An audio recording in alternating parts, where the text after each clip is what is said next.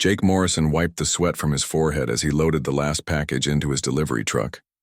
The summer heat in Portland was brutal today, and his uniform stuck to his back like glue.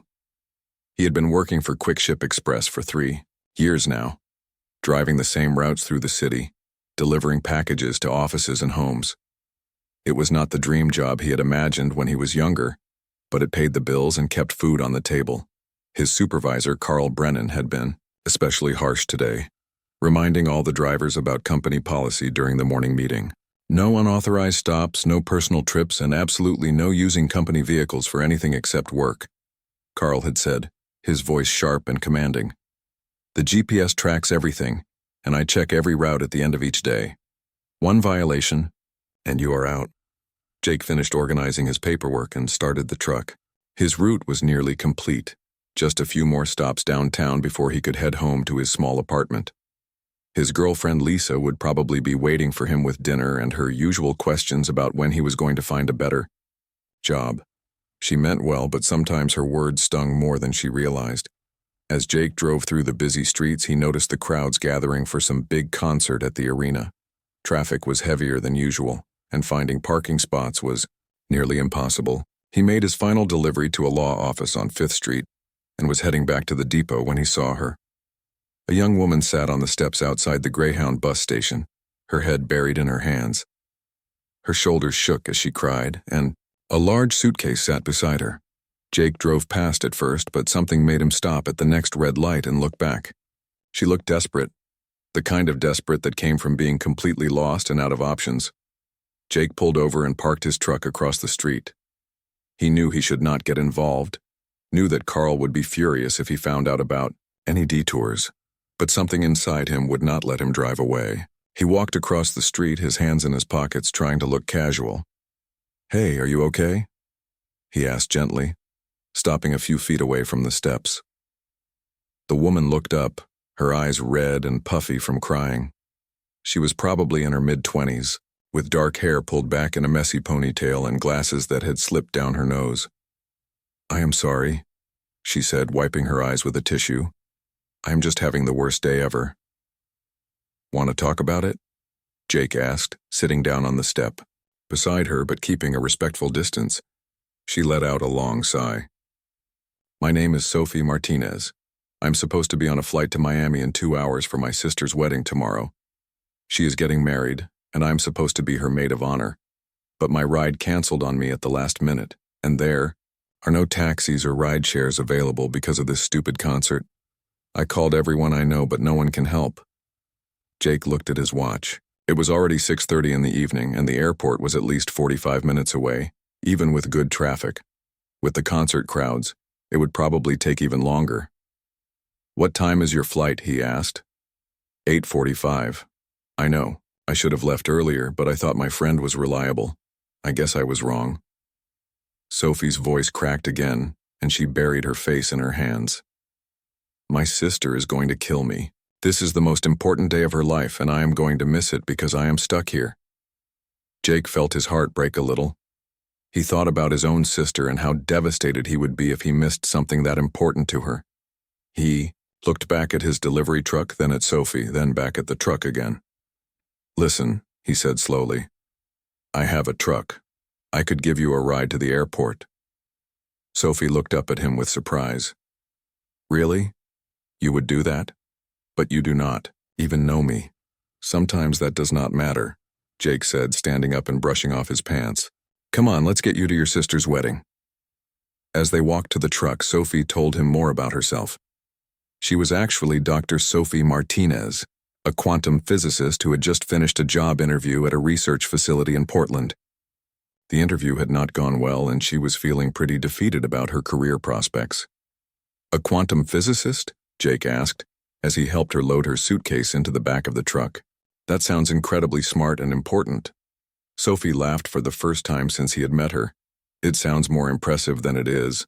Most people think I am just a nerd who stares at equations all day." "Well, this nerd is about to make it to her sister's wedding," Jake said, starting the engine. The drive to the airport was filled with conversation. Sophie talked about her research, her family, and her dreams of working on projects that could change the world. Jake found himself opening up too, talking about his job, his girlfriend, and his own uncertain future. There was something easy about talking to a complete stranger, something freeing about sharing thoughts with someone who had no expectations or judgments. As they got closer to the airport, Jake felt a growing sense of dread in his stomach. The GPS in his truck was recording every mile, every turn, every stop. Carl would see this detour first thing in the morning, and there would be questions that Jake could not answer without admitting he had violated company policy. But when he looked over at Sophie, who was now smiling and talking excitedly about seeing her family, he knew he had made the right choice. Some things were more important than company policies and GPS tracking systems. They reached the airport with 20 minutes to spare. Sophie hugged Jake tightly before getting out of the truck, tears of gratitude in her eyes. "Thank you," she said. "You have no idea how much this means to me. You are a good person, Jake Morrison." As Jake drove back through the city, he felt a strange mix of satisfaction and worry. He had helped someone when they needed it most, but he also knew that tomorrow would bring consequences he was not ready to face. Jake barely slept that night. He kept staring at the ceiling, thinking about the GPS tracking in his truck and what Carl would say when he saw the route report. Every time he closed his eyes, he could see Carl's angry face and hear his voice shouting about company policy violations. But then he would remember Sophie's grateful smile and her tears of relief, and he knew he would make the same choice again. Lisa had been quiet during dinner, sensing that something was bothering him. When she asked what was wrong, Jake just said he had a long day and did not want to worry her with work problems. How could he explain that he might lose his job for helping a stranger get to the airport? Lisa was already concerned about their financial situation and kept pushing him to apply for better positions. The next morning, Jake arrived at the Quick Ship Express depot 15 minutes early, hoping to catch Carl in a good mood. The warehouse was busy with drivers loading their trucks and sorting packages for the day's deliveries. Jake grabbed his clipboard and headed toward his assigned truck, trying to act normal and hoping that maybe, somehow, Carl had been too busy to check the GPS reports. "Morrison!" Carl's voice boomed across the warehouse floor. "My office, now." Jake's stomach dropped. Every driver in the warehouse turned to look at him, and he could see the mixture of curiosity and sympathy in their eyes. Everyone knew that. Being called to Carl's office first thing in the morning was never good news.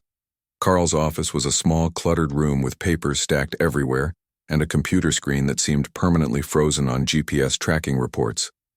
Carl sat behind his desk, his face red with anger, pointing at the screen. "Want to explain this to me?" Carl asked, his voice dangerously quiet. "According to this, your truck took a 47-minute detour to Portland International Airport yesterday evening. That is a 47-minute unauthorized trip using company property, company fuel, and company time." Jake took a deep breath. "I helped someone get to the airport. She was stranded and was going to miss her sister's wedding." "You helped someone?" Carl's voice rose to a shout. "You used a company vehicle to play taxi driver for some random person?" She was crying and desperate.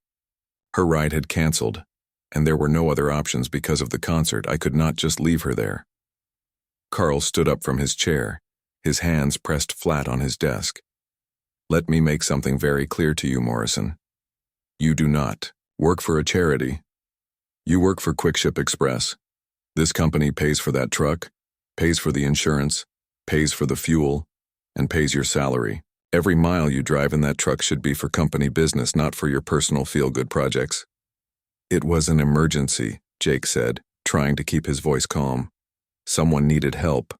I do not care if she was bleeding to death on the side of the road," Carl snapped. "Company policy is clear. No unauthorized use of vehicles, no exceptions, no excuses. You knew the rules and you chose to break them anyway." Jake felt his temper rising. "So I should have just left her there? Just driven past someone who needed help?" "Yes," Carl shouted. "That is exactly what you should have done. You should have minded your own business and done your job. But instead you decided to play hero, and now you have put this company at risk. What if you had been in an accident? What if something had happened to that woman while she was in our truck? The Insurance claims, the lawsuits, the liability issues would have cost us thousands of dollars. But nothing happened, Jake protested. I got her to the airport safely and she made her flight. That is not the point, Carl said, walking around his desk to stand directly in front of Jake. The point is that you violated company policy. You put the company at risk and you showed complete disregard for the rules that every other driver manages to follow without any problems. Jake looked around the small office at the motivational posters about teamwork and customer service that seemed to mock the conversation they were having. So what happens now? Carl walked back to his desk and pulled out a folder. Now you clean out your locker and turn in your uniform. You are fired, effective immediately. The words hit Jake like a physical blow. Fired? For helping someone? Fired for violating company policy, Carl corrected. Fired for using company property for personal business. Fired for putting this company at risk. Fired for thinking that your personal judgment is more important than the rules that keep this business running. Jake felt the room spinning around him. 3 years of steady employment, gone in an instant. 3 years of reliable paychecks, health insurance, and job security, wiped out because he could not drive past a crying woman without stopping to help. I need this job, Jake said quietly. I have rent to pay, bills to cover. Can't we work something out? Maybe a suspension or a written warning? Carl shook his head. The decision is final. You made your choice yesterday when you decided to break the rules. Now you get to live with the consequences. Jake signed the termination paperwork with shaking hands. He cleaned out his locker, removing the few personal items he kept there. A photo of Lisa, a spare jacket, and a coffee mug his sister had given him for his birthday. The other drivers watched him silently as he walked through the warehouse, their faces showing the uncomfortable mixture of sympathy and relief that it was not happening to them. Outside in the parking lot, Jake sat in his car and stared at the building where he had worked for 3 years. His final paycheck would barely cover 2 weeks of expenses, and the job market was not exactly overflowing with opportunities for former delivery drivers with no college degree. He pulled out his phone to call Lisa, then put it back in his pocket. How could he tell her that he had been fired for helping a stranger? How could he explain that his sense of compassion had cost them their financial stability? As Jake drove home through the streets he used to know as his delivery route, he wondered if helping Sophie had been worth it. She was probably at her sister's wedding right now, dancing and celebrating, completely unaware that her rescue had cost him everything. Part of him felt angry and bitter, but a larger part of him knew that he would make the same choice again.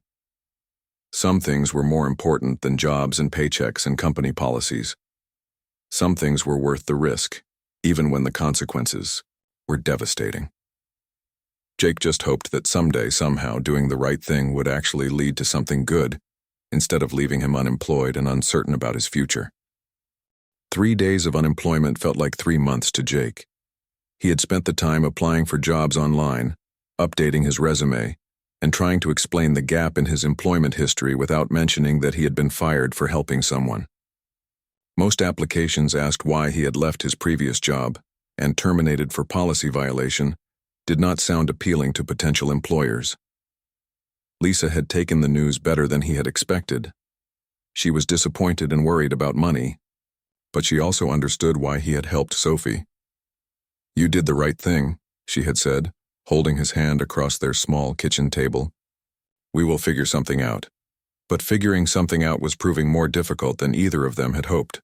The bills were still coming, rent was due in 2 weeks, and Jake's savings account was embarrassingly small.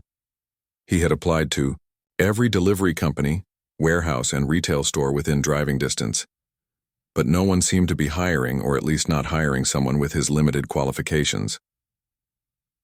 On Wednesday morning, Jake was sitting at his computer scrolling through job listings that all seemed to require experience he did not have or education he could not afford, when his phone rang. The number was local, but he did not recognize it. Hello? Is this Jake Morrison? The voice was female, professional, with a slight accent he could not place. Yes, this is Jake. Who is this? My name is Dr. Elena Vasquez. I am calling from the Interstellar Transit Authority. I understand you recently helped Dr. Sophie Martinez reach the airport. Jake nearly dropped his phone. I am sorry, the what authority? Is this some kind of joke? I assure you, Mr. Morrison, this is not a joke. Dr. Martinez spoke very highly of your assistance, and we would like to meet with you to discuss a potential opportunity. Look, I do not know who this is, but I am not in the mood for pranks right now. I lost my job because of what happened with Sophie, so if this is some kind of scam or telemarketing thing, I am not interested. Dr. Vasquez's voice remained calm and patient. I understand your skepticism, Mr. Morrison.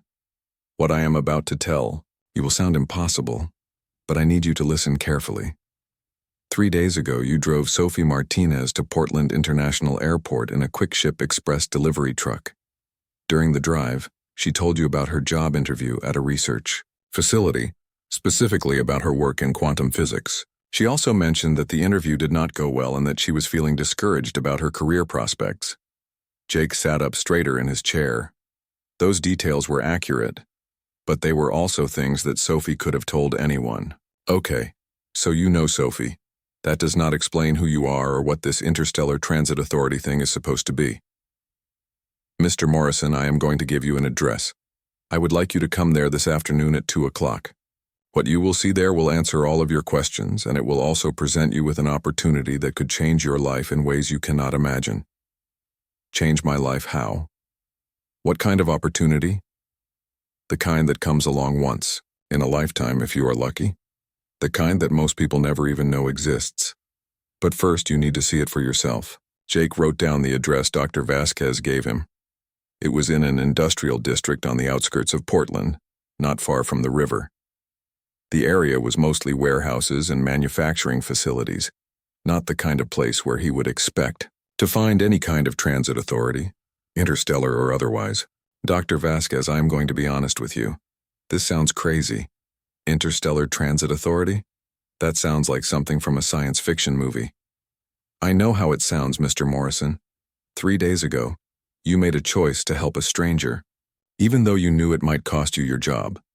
That choice brought you to our attention. Sometimes the most ordinary actions have the most extraordinary consequences.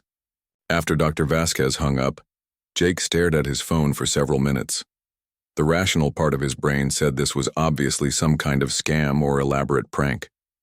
Maybe someone was trying to take advantage of his desperate situation, or maybe Sophie had mentioned him to friends who thought it would be funny to mess with him.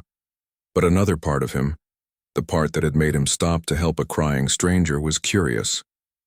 What if this was real? What if there really was some kind of opportunity waiting for him? What did he have to lose at this point? Jake spent the rest of the morning researching the address online. It showed up as a warehouse owned by a company called Pacific Industrial Solutions, which seemed to specialize in storage and logistics. There was nothing unusual about it, nothing that suggested any connection to anything called an Interstellar Transit Authority. At 1:30, Jake got in his car and drove across town to the industrial district. The area was quiet, with only a few trucks moving between the large, anonymous buildings. He found the address easily enough, a plain, gray warehouse that looked exactly like every other building on the street. Jake parked in the small lot in front of the building and walked to the main entrance. There was no sign indicating what kind of business operated here, just a plain glass door with a small intercom system beside it. He pressed the button and waited. Jake Morrison? The voice was the same one from the phone call. Yes, Dr. Vasquez, I am here. The door buzzed open and Jake stepped inside. The interior looked like any warehouse, concrete floors, high ceilings, and fluorescent lights. But there was something different about this place. Something that made the hair on the back of his neck stand up. The air felt charged, like the moment before a thunderstorm. Dr. Vasquez appeared from behind a row of metal shelving. She was a woman in her 50s with gray hair pulled back in a practical bun and sharp, intelligent eyes behind wire-rimmed glasses. She wore a white lab coat over dark pants and carried herself with the confident bearing of someone accustomed to being in charge. Mr. Morrison, thank you for coming. I know this must seem very strange to you. That is an understatement, Jake said, looking around the warehouse. So where is this Interstellar Transit Authority? All I see is a warehouse. Dr. Vasquez smiled. Follow me. She led him to what appeared to be a maintenance closet at the back of the building. Inside, instead of cleaning supplies, Jake saw an elevator. But this was unlike any elevator he had ever seen. The walls were made of some kind of metal that seemed to shimmer and shift in the light, and instead of buttons there was a flat panel covered with symbols he did not recognize. "After you," Dr. Vasquez said, gesturing toward the elevator. Jake hesitated at the threshold. Every instinct told him to turn around and leave, to go back to his safe, predictable life of job applications and unemployment, but the same curiosity that had made him stop for Sophie made him step into the elevator. Dr. Vasquez pressed her hand against the panel, and Jake felt the elevator begin to move. But instead of the familiar sensation of going up or down, this felt different, like they were moving in directions that should not exist. When the doors opened, Jake's world changed forever. Jake stepped out of the elevator and immediately knew he was no longer in any warehouse in Portland. The space before him was enormous, with ceilings that stretched so high they disappeared into shadows. The walls were made of the same shimmering material as the elevator, and they pulsed with a soft blue light that seemed to come from within the metal itself.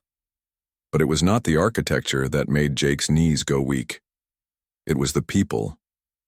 Scattered throughout the vast chamber were dozens of beings working at stations, walking between areas, and engaged in conversations.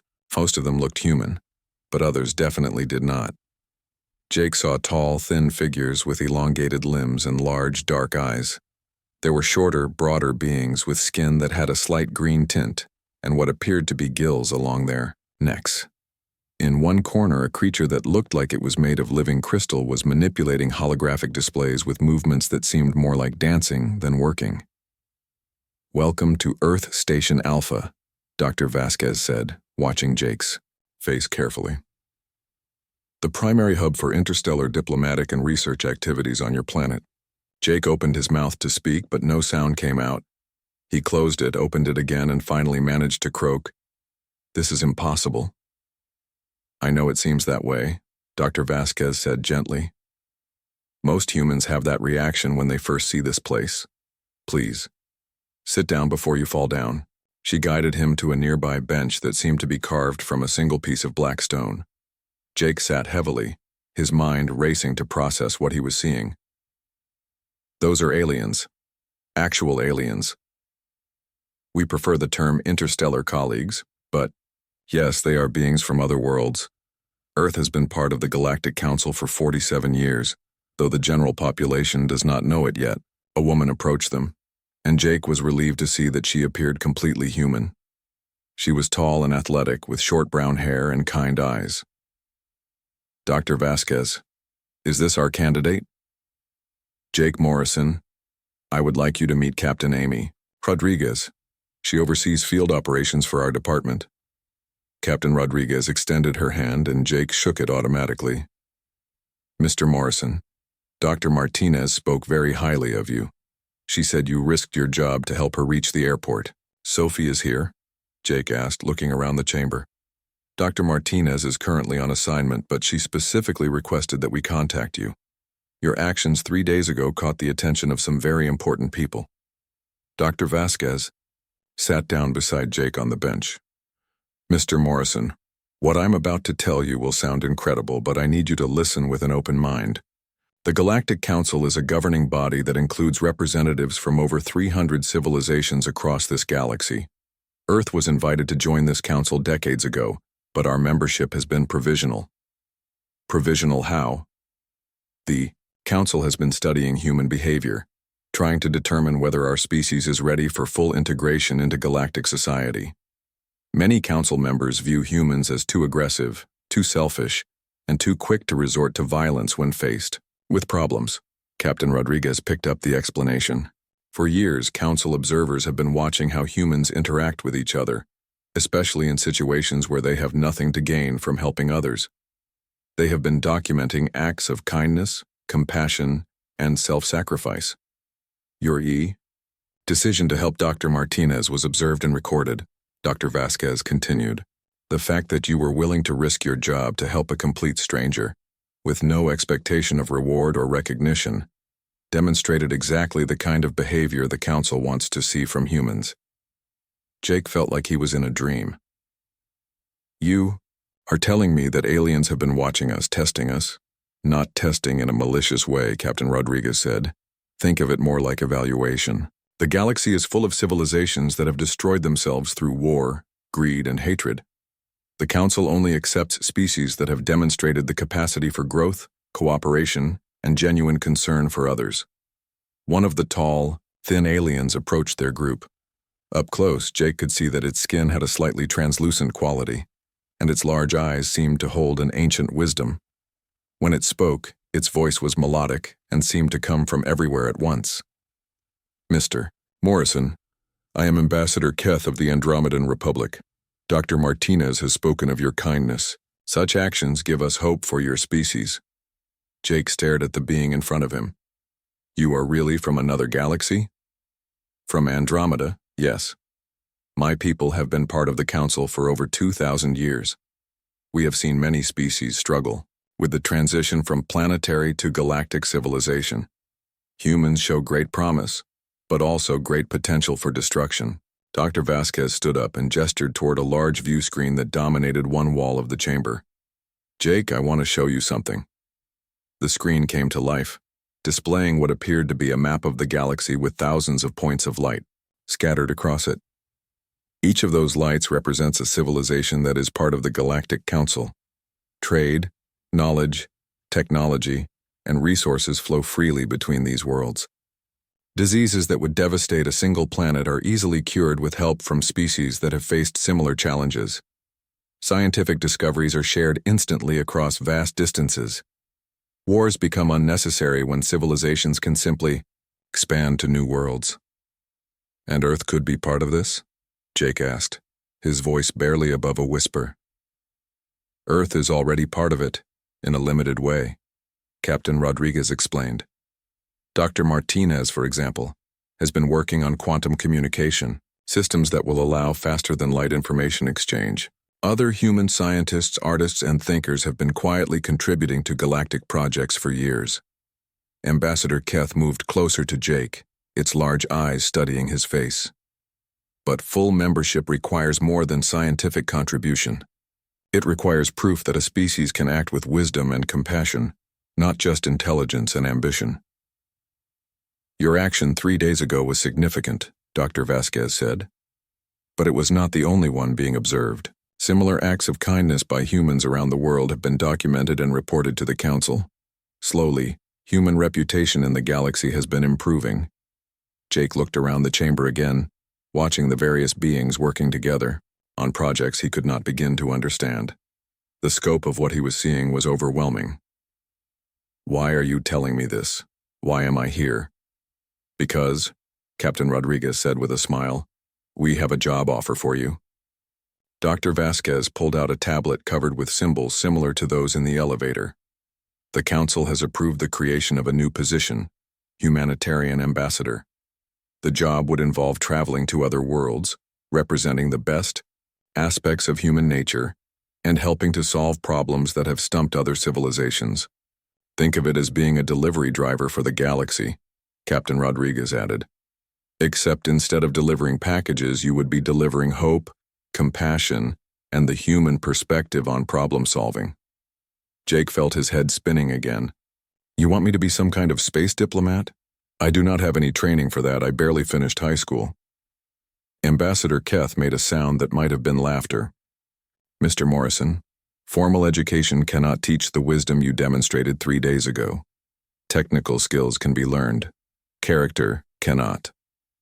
The position comes with extensive training, advanced technology, and the opportunity to see wonders beyond anything you have ever imagined, Dr. Vasquez said. But it also requires sacrifice. You would be away from Earth for extended periods and you could not tell anyone about what you are doing. Jake thought about his unemployment, his uncertain future, and the bills piling up on his kitchen table. Then he thought about Sophie's grateful tears and the feeling he had gotten from helping someone who really needed it.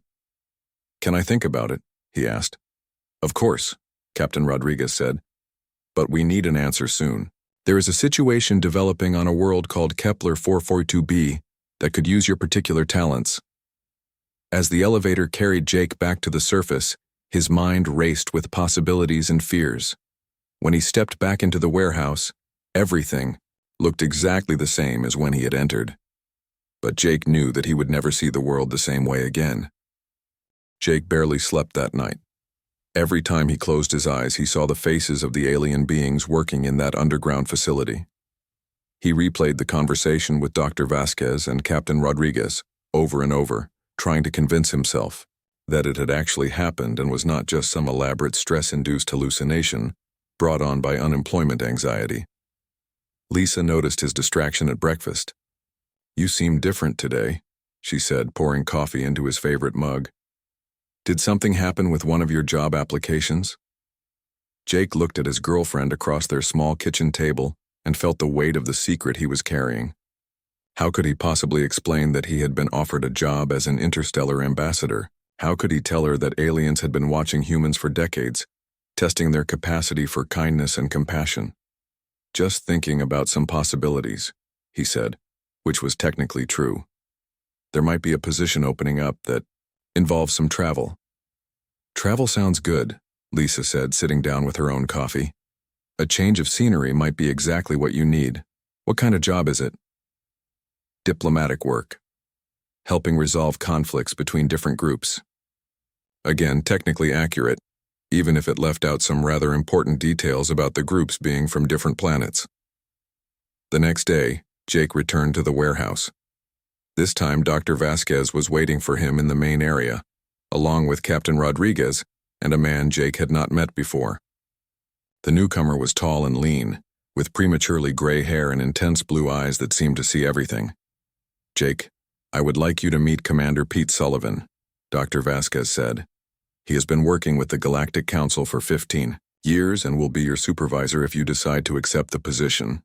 Commander Sullivan extended his hand with a firm grip. "Mr. Morrison, I have read the reports about your assistance to Dr. Martinez. Impressive work under pressure." "I just gave someone a ride to the airport," Jake said, still struggling to understand why that simple act had led to all of this. "You gave someone a ride when it would have been easier and safer to mind your own business," Commander Sullivan corrected. "You risked your livelihood to help a stranger. That kind of instinctive compassion is exactly what the Galactic Council is looking for in human representatives." They rode the strange elevator down to the underground facility again, and Jake was amazed to see how much more activity there was compared to his first visit. Beings of various species moved between workstations, operating technology that looked like it belonged in a science fiction movie. Holographic displays showed star maps, data streams, and images of distant worlds. Dr. Vasquez led them to a conference room where Ambassador Keth was waiting along with two other beings Jake had not seen before. One appeared to be some kind of insectoid creature with multiple arms and compound eyes that reflected light like jewels. The other looked almost human except for its completely silver skin and hair. "Mr. Morrison," Ambassador Keth said in its melodic voice, "these are my colleagues from the Galactic Council Evaluation Committee. Ambassador Zell represents the Crystalline Collective and Ambassador Nova speaks for the Silver Coast Alliance." The insectoid being clicked and buzzed in a way that somehow translated into words Jake could understand. "Human Morrison, your species, presents interesting paradox. Great capacity for both creation and destruction. Your individual action suggests positive potential." The silver-skinned being spoke in a voice that sounded like music. "We have observed humans for 47 of your years. Some behaviors encourage optimism, others cause concern.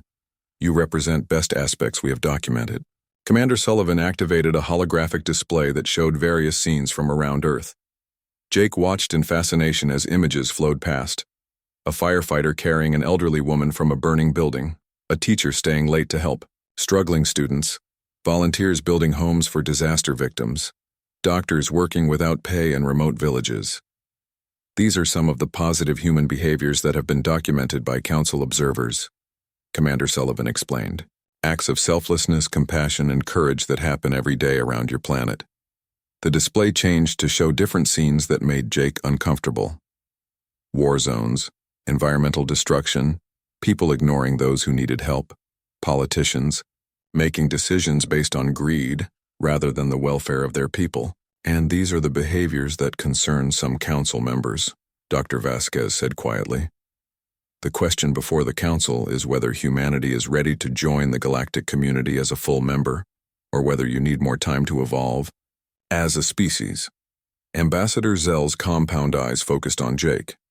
Your action with Dr. Martinez was observed by hidden monitoring devices placed throughout your city.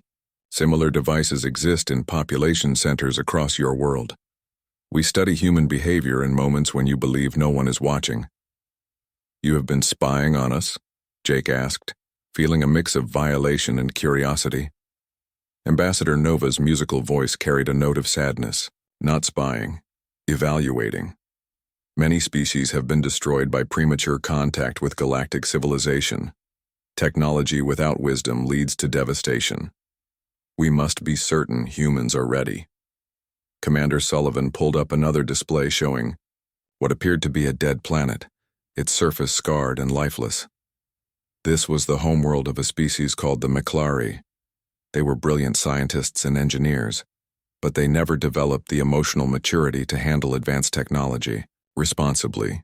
When they gained access to galactic knowledge, they used it to create weapons that destroyed their own civilization.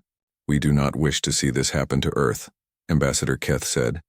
Your species shows great promise, but also concerning tendencies toward violence and selfishness.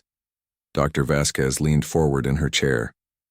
Jake, the position we are offering you is more than just a job. It is a chance to prove that humans deserve a place in the galactic community. Your mission would be to travel to worlds where problems exist that human perspectives might solve. What kind of problems? Jake asked. Captain, Rodriguez activated another display showing a planet with 2 distinct continents. Our first assignment would take you to Kepler 442b, a world where 2 intelligent species have been in conflict for over 300 years. They are fighting over access to mineral resources that both groups need for survival.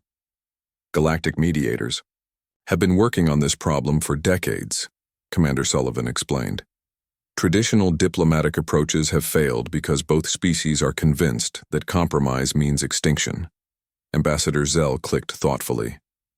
Human perspective might offer solutions others cannot see. Your species excels at finding unexpected approaches to seemingly impossible problems. What makes you think I could solve something that trained diplomats could not? Jake asked. Because you are not a trained diplomat, Dr. Vasquez said with a smile. You are someone who sees a person in need and acts to help them, regardless of the personal cost. That instinct, that immediate response to suffering is exactly what this situation requires. Ambassador Nova's voice took on an urgent tone. Time is critical. Conflict on Kepler 442b escalates daily. Without intervention, both species may face extinction within one of your years. Jake looked around the room at the assembled beings, trying to process the magnitude of what they were asking him to do.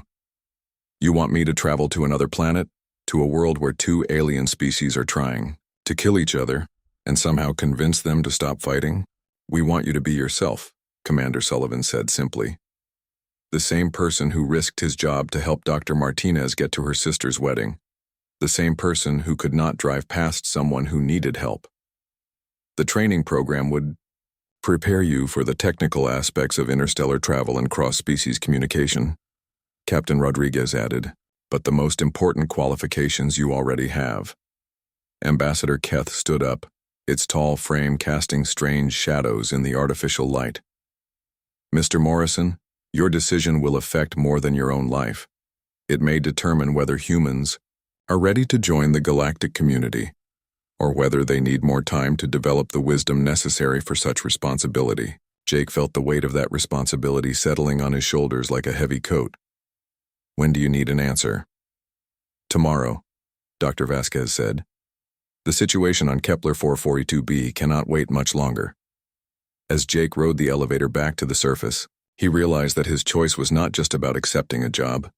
It was about choosing what kind of person he wanted to be, and what kind of future he wanted for humanity itself.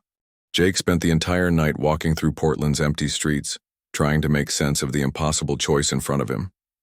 The city looked different now that he knew about the hidden alien presence, about the observers watching human behavior from the shadows.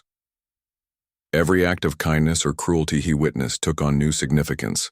knowing it might be documented and reported to beings from distant worlds. He found himself at the waterfront park where he and Lisa had shared their first date 3 years ago. The river reflected the city lights, and Jake remembered how simple life had seemed then. His biggest worry had been whether Lisa would want to see him again. Now he was being asked to represent humanity to alien civilizations and help prevent wars on distant planets. The rational part of his mind kept insisting this was all impossible. People did not get job offers from intergalactic governments. Unemployed delivery drivers did not become space diplomats. But the evidence of his own eyes was too overwhelming to deny. He had seen the facility, met the beings, felt the reality of it all. When he finally returned home as the sun was rising, Lisa was sitting at the kitchen table with her laptop open and papers spread around her. She looked up as he entered, concern written across her face. "Jake, where have you been? I was worried sick. You left yesterday afternoon and never came back." He sat down across from her, suddenly aware of how impossible it would be to explain where he had been. "I am sorry. I needed to think about some things. I should have called." "Think about what things? You have been acting strange for days now. Ever since you lost your job, you have been distracted and secretive. What is going on?" Jake looked at the woman he loved, at the life they had built together in their small apartment with their shared dreams and daily routines. How could he tell her that he was considering leaving Earth for an unknown period of time, to work for beings she did not even know existed? "There is a job opportunity," he said carefully, "but it would involve a lot of travel. Extended assignments, in remote locations." Lisa's face brightened. "That is wonderful. What kind of job? Where would you be traveling?" "Diplomatic work, conflict resolution. The assignments could last months at a time, and communication with home would be very limited." "Like working for the State Department or the United Nations?" Jake nodded, letting her assume what she wanted to assume. "Something like that. It is a chance to make a real difference, to help solve problems that could affect a lot of people." Lisa reached across the table and took his hand. "Jake, that sounds amazing. I know you have been feeling lost since you lost your delivery job, but this could be exactly what you need. A chance to do something meaningful with your life. But I would be gone for long periods. We would barely see each other." "We would make it work," Lisa said firmly. "Long-distance relationships are hard, but they are not impossible. And think about what you would be doing. You would be helping people, making the world a better place. That is worth some sacrifice." Jake felt his heart breaking. Lisa was being so supportive, so understanding, and she had no idea what she was actually supporting. If he accepted the position, he would not just be traveling to remote locations on Earth. He would be traveling to other worlds, dealing with problems beyond anything she could imagine. "What if I told you that accepting this job would mean keeping secrets from you?" he asked. "Things I could never tell you, no matter how much I wanted to." Lisa squeezed his hand. "Every job has confidentiality requirements. If you were working on sensitive diplomatic issues, of course there would be things you could not discuss. I would understand. But would she understand if she knew the real truth? Would she understand that the man she loved was being asked to leave their planet, to help alien species resolve conflicts that had been going on for centuries? Jake's phone rang, interrupting his thoughts. The number was the same one Dr. Vasquez had called from before. "I need to take this," he said, stepping out onto their small balcony. "Mr. Morrison, this is Captain Rodriguez. I hope I am not calling too early." "No, I have been up all night thinking." "That is understandable. What we are asking of you is not a small thing. Have you reached a decision?" Jake looked back through the sliding door at Lisa, who was watching him with curious eyes. "I need more information. If I accept this position, how long would I be gone for the first assignment?" "The situation on Kepler 442b is complex. Realistically, you would need to be there for at least 6 months, possibly longer. There would be a 3-week training period here on Earth first, then travel time, then however long it takes to help resolve the conflict." "And communication with Earth during that time?" "Very limited. Faster than light communication is still experimental. We are working on it, but for now, messages to and from other worlds can take weeks or months to transmit." Jake closed his eyes, feeling the weight of the decision pressing down on him. What happens if I say no? Will you find someone else? We would try, but Mr. Morrison, you were specifically chosen for this role. Your psychological profile, your demonstrated compassion, your ability to connect with people in crisis. These are not qualities we can easily replace.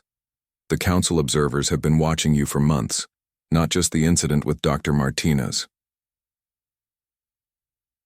Watching me for months? Your behavior patterns, your responses to various situations, your instinctive reactions to people in need. You consistently chose to help others even when it was inconvenient or costly for you. That is the pattern we need in a humanitarian ambassador. Jake thought about all the times he had stopped to help stranded motorists, all the extra deliveries he had made for elderly customers who could not get to the store, all the small acts of kindness that he had never considered significant. To think that alien observers had been documenting and analyzing his behavior was both flattering and terrifying. If I accept, when would I need to start? Immediately. The training program begins tomorrow morning. Mr. Morrison, I do not want to pressure you, but the situation on Kepler 442b deteriorates daily. People are dying while we discuss options. Jake felt that familiar tug in his chest, the same feeling that had made him stop for Sophie at the bus station. Somewhere in the galaxy, beings were suffering and dying in a conflict that human perspective might help resolve. How could he turn his back on that? But accepting meant leaving Lisa without being able to explain why. It meant abandoning the life they had built together for an uncertain future among the stars. It meant choosing between love and duty, between personal happiness and a chance to serve something larger than himself. I need 2 hours, Jake said finally. I will call you back with my decision by 10 o'clock. After he hung up, Jake went back inside to find Lisa studying him with worried eyes. Everything okay? She asked. Jake sat back down at the table and took her hands in his. Lisa, I need to ask you something, and I need you to really think about your answer. Okay.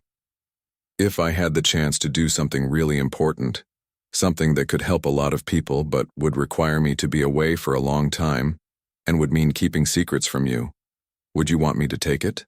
Lisa was quiet for a long moment, studying his face. Jake, you are scaring me a little. This is not just about a job, is it? There is something else going on. I cannot tell you what it is. I wish I could, but I cannot. But it is important. More important than anything I have ever had the chance to do. Lisa stood up and walked to the window, looking out at the city waking up below them. Jake, I fell in love with you because you are the kind of person who stops to help strangers. You are the kind of person who gets fired for doing the right thing. If you have the chance to help people on a larger scale, how could I ask you not to take it? Even if it means months apart? Even if it means I cannot tell you where I am or what I am doing? She turned back to him, tears in her eyes but determination in her voice. Even then. Because that is who you are, Jake. And I would rather love someone who is making a difference in the world than someone who stayed home and always wondered what might have been. Jake felt his own eyes filling with tears. He wanted to tell her everything, wanted to share the incredible reality of what he had discovered, but he also knew that some secrets were too big, too dangerous to share. At exactly 10 o'clock, Jake called Captain Rodriguez back. I accept, he said simply. I am glad to hear that, Mr. Morrison. Report to the facility tomorrow morning at 8 o'clock. Bring only essential personal items. Everything else will be provided. As Jake hung up the phone, he looked around the apartment he shared with Lisa, memorizing every detail.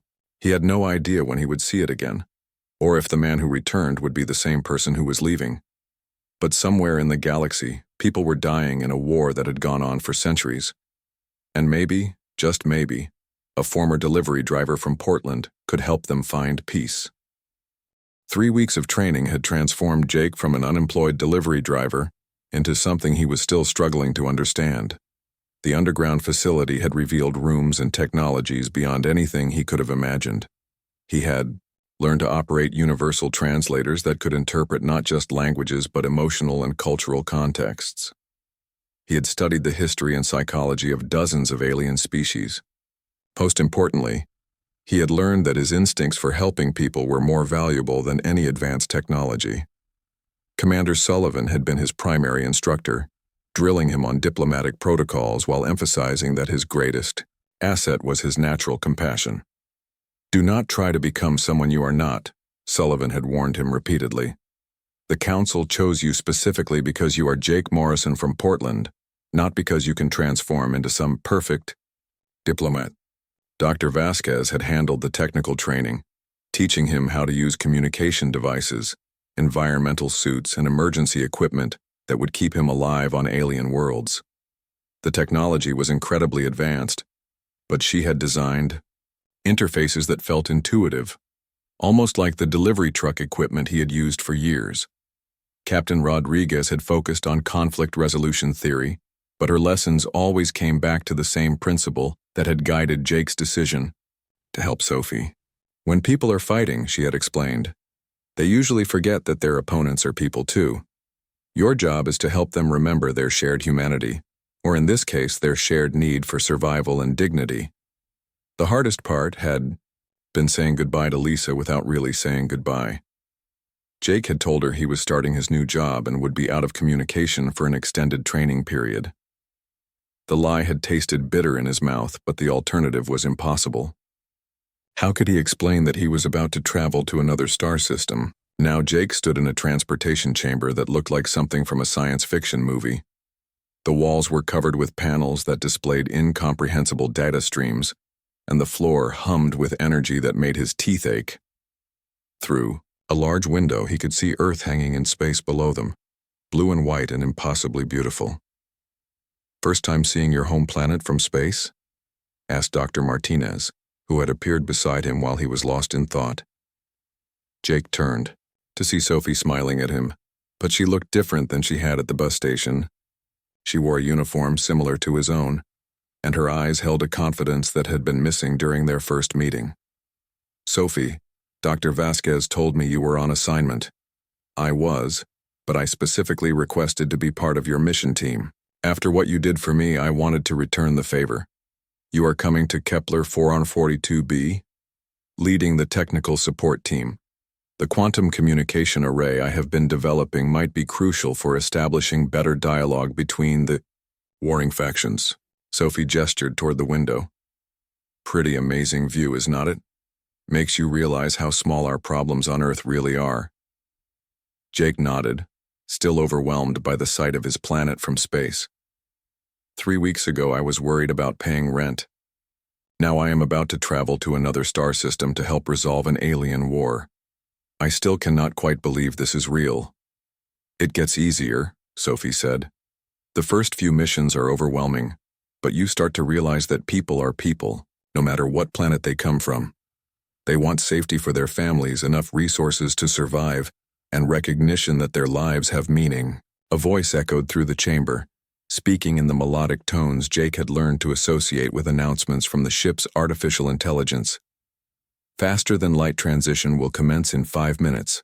All personnel should secure themselves for jump." Jake strapped himself into one of the seats that lined the chamber walls.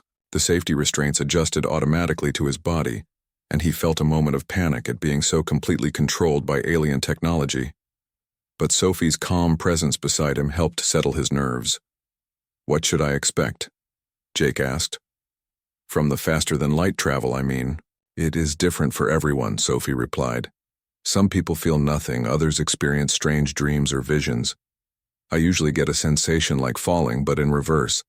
The important thing is not to fight it, just let it happen." The countdown continued, and Jake watched through the window as space around Earth began to distort. Stars stretched into lines of light, and reality seemed to bend in ways that made his eyes water. Then everything went white, and Jake felt like he was being turned inside out while simultaneously falling upward through an infinite tunnel of light. When consciousness returned, Jake found himself looking at an unfamiliar star surrounded by planets he had never seen. One of the worlds was noticeably larger than the others, with 2 distinct landmasses separated by what appeared to be an ocean of liquid silver. "Welcome to the Kepler 442 system," Captain Rodriguez announced as she entered the chamber. The planet below us is home to 2 intelligent species who have been trying to destroy each other for over 3 centuries." Jake unstrapped himself, and moved to the window. Even from orbit, he could see signs of the ongoing conflict. Portions of both continents were scarred and barren, and the ocean between them flickered with energy discharges that suggested ongoing warfare. "What are they fighting about?" Jake asked. Dr. Martinez activated a holographic display that showed the planet in detail. "Mineral resources primarily. Both species require a rare element called trilithium to power their technology and support their population. The main deposits are located in the ocean floor between their continents." "So, they are fighting over mining rights?" "It is more complicated than that," Captain Rodriguez explained. "The Aquari live primarily underwater and consider the ocean floor to be sacred territory. The Terrarians are land dwellers who need the trilithium to power atmospheric processors that keep their continent habitable." Sophie highlighted different areas of the planet on the display. "Both species face extinction if they do not get access to the trilithium. The Aquari population is dying because their underwater cities are failing without adequate power.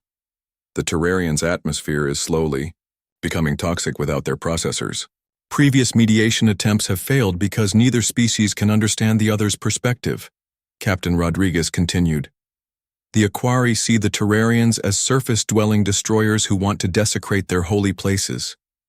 The Terrarians see the Aquari as primitive water breathers who are hoarding resources while they suffocate." Jake studied the planet below, thinking about delivery routes and customer service problems. Has anyone tried to find alternative solutions? Maybe help them locate trilithium deposits elsewhere? Or develop different technologies that do not require trilithium? "Galactic engineers have been working on those problems for decades," Sophie said. "But both species have built their entire civilizations around trilithium-based technology. Changing everything would take generations, and neither species has that much time. What they need," Jake said slowly, "is someone to help them see that they are facing the same problem, not opposite problems." Captain Rodriguez smiled. "That is exactly the kind of thinking we hoped you would bring to this situation." The ship began its descent toward the planet's surface, and Jake felt the familiar nervousness he had experienced on his first day of any new job. But underneath the anxiety was something else. Excitement. For the first time in his life, he was doing something that felt truly important, something that could make a real difference in the lives of people who needed help. As they broke through the planet's atmosphere, Jake could see the war-torn landscape more clearly. Cities on both continents showed signs of bombardment and decay. The silver ocean between them churned with the aftermath of underwater explosions. But he could also see signs of life and civilization, communities of beings trying to survive despite the ongoing conflict. "Remember," Captain Rodriguez said as they prepared for landing, "you are not here to impose solutions from the outside. You are here to help them find solutions that work for their situation. And remember," Sophie added, "the same instincts that made you help a stranger at a bus station are exactly what these people need. Do not overthink it." Jake took a deep breath and prepared to meet his first alien civilizations as Earth's humanitarian ambassador. Somewhere below, two species were trapped in a conflict that threatened to destroy them both, and somehow, a former delivery driver from Portland was supposed to help them find a path to peace. The landing was smoother than Jake had expected, and as the ship's doors opened, he stepped onto the surface of an alien world for the first time in his life.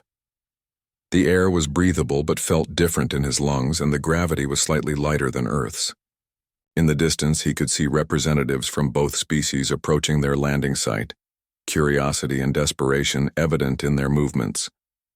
Jake straightened his shoulders and walked forward to meet them, carrying with him the hopes of two dying civilizations and the future of humanity's place in the galaxy. 2 years had passed since Jake first stepped onto the surface of Kepler 442b, and now he stood in the same Portland warehouse where his incredible journey had begun. But everything was different. The building above ground looked the same, but underground, the facility had expanded into a massive complex that served as Earth's primary hub for interstellar diplomacy and trade.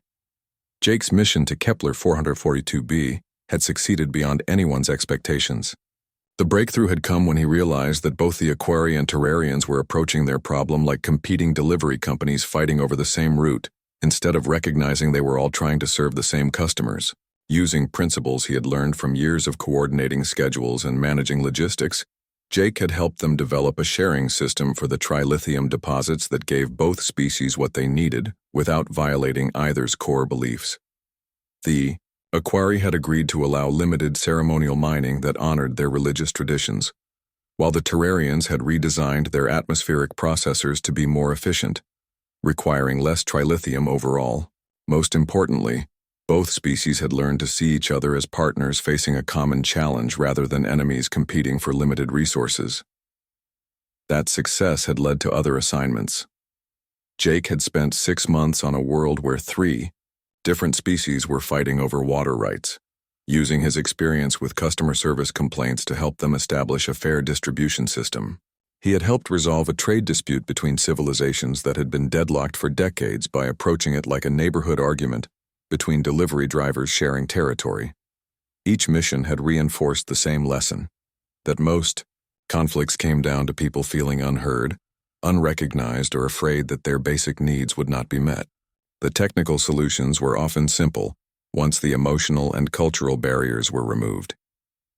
Now Jake walked through the expanded facility, wearing the uniform of Earth's first official Galactic Council representative. The humanitarian ambassador program had been so successful that the Council had offered Earth full membership, and Jake had been promoted to oversee humanity's integration into galactic society. "Jake," Sophie called out as he passed the quantum communications lab. She was directing a team of human and alien scientists working on the faster-than-light communication array that would soon connect Earth directly to the galactic network. "Did you hear the news?" "What news?" "The Portland City Council just approved construction permits for the new spaceport. Groundbreaking starts next month." Jake smiled, thinking about the irony. The spaceport was being built in the industrial district where he used to make deliveries, not far from the warehouse that concealed Earth's secret diplomatic facility. "Any word on when it will be operational?" "Dr. Vasquez thinks passenger service could begin within 2 years. Commercial cargo transport even sooner." Sophie paused in her work, looking at Jake with the same grateful expression she had worn at the airport 2 years ago. "You know, none of this would have happened if you had not stopped to help me that day." "I think it would have happened eventually," Jake said. "Maybe it just would have taken longer." Captain Rodriguez appeared in the lab doorway. "Jake, there is someone here to see you. She is waiting in conference room 3. Jake made his way through the facility, nodding to alien colleagues, who had become friends over the past 2 years. The underground complex now housed representatives from over 50 different civilizations, all working together on projects that would have seemed impossible just a few years ago. Conference Room 3 was one of the smaller meeting spaces, designed for private conversations. When Jake entered, he was surprised to see Lisa sitting at the table looking nervous but determined. "Lisa?" Jake's heart stopped. "What are you doing here? How did you even find this place?" She stood up, and Jake could see that she was wearing a visitor's badge that indicated she had been cleared for access to the facility. "Dr. Vasquez contacted me last week. She said it was time I learned the truth about where you have been for the past 2 years. Jake felt a mix of panic and relief. For 2 years he had lived with the weight of lying to the woman he loved, telling her he was working on classified diplomatic missions that required absolute secrecy. The cover story had worked, but it had also created a distance between them that grew larger with each conversation. "Lisa, I can explain." "You do not need to explain," she interrupted. "Dr. Vasquez told me everything, about the aliens, about your missions to other worlds, about why you could not tell me the truth." She paused, studying his face. "I have to admit, when she first started talking about interstellar diplomacy and alien civilizations, I thought she was crazy. And now?" Lisa gestured toward the window that showed the bustling activity of the underground facility. "Now I am looking at beings from other worlds working alongside humans on projects I cannot even understand.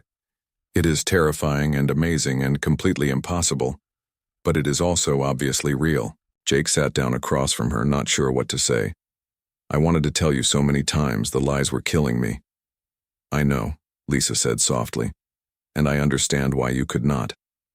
Dr. Vasquez explained about the security requirements and the need to protect Earth during the transition period, but she also said that Earth's status has changed, and some of the secrecy restrictions have been lifted. That is true. With full council membership, we can begin preparing the general population for contact with other civilizations.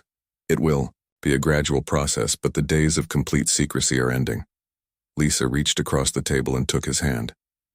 Jake, I am so proud of what you have accomplished. Dr. Vasquez showed me reports about your missions, about the lives you have saved and the conflicts you have resolved. You found your calling. But what about us? I know the past 2 years have been hard on our relationship. They have been, Lisa admitted. But I also know that I fell in love with someone who could not walk past a person in need. These missions, this work you are doing, it is just that same compassion on a galactic scale. Dr. Vasquez entered the conference room, followed by Commander Sullivan and Captain Rodriguez. I hope you do not mind the interruption, Dr. Vasquez said, but we have something we would like to discuss with both of you. Both of us? Jake asked. Commander, Sullivan activated a holographic display showing Earth from space. But now the planet was surrounded by orbital platforms and ships from various civilizations. Earth's integration into the galactic community is accelerating faster than we anticipated. The success of your humanitarian missions has impressed the Council, and they want to establish a permanent training facility here for diplomatic personnel from other worlds. The facility would be located here in Portland, Captain Rodriguez added, and we would need someone to oversee the cultural integration programs for visiting diplomats. Dr. Vasquez looked at Lisa. We understand you have a background in education and cross-cultural communication. We would like to offer you a position helping alien diplomats understand human society and customs. Lisa's eyes widened. You want me to teach aliens about humanity? Think of it as being a tour guide for the galaxy, Jake said, smiling at the parallel to his own unexpected career path. The position would allow you to remain on Earth while Jake continues his off-world missions, Commander Sullivan explained. And it would give both of you security clearances that would allow you to share the details of your work with each other. Jake felt a weight lifting from his shoulders that he had not even realized he was carrying. No more secrets? No more secrets, Dr. Vasquez confirmed. Over the following months, Jake watched as his world continued to transform in ways he never could have imagined. The Portland spaceport became the first public facility on Earth designed to accommodate interstellar travel. Lisa's cross-cultural programs became a model for similar facilities being established around the world. Earth's integration into the galactic community accelerated, as humans proved themselves capable of the cooperation and wisdom the Council valued. One morning, Jake found himself standing on the observation deck of the new spaceport, watching as the first commercial passenger ship prepared for departure to the Alpha Centauri system. The ship was a joint human-alien design, incorporating the best technology from multiple civilizations. Amazing, is not it? A familiar voice said behind him. Jake turned to see Sophie approaching with a tablet full of engineering diagrams. The first commercial interstellar flight in human history, and it is departing from Portland. It feels like science fiction, Jake admitted. 2 years ago, I was delivering packages in this neighborhood. Now humans are buying tickets to visit other star systems. And it all started because you could not drive past someone who needed help, Sophie said. The Council's evaluation reports show that your success rate in conflict resolution is unprecedented. You have personally prevented 3 wars and helped establish peaceful cooperation between 7 different civilizations. Jake thought about all the worlds he had visited, all the people he had met who were fundamentally similar despite their alien appearances. I think the secret is remembering that everyone just wants to feel heard and understood. Whether they are human or alien, whether they live on Earth or Kepler 442b, people are people.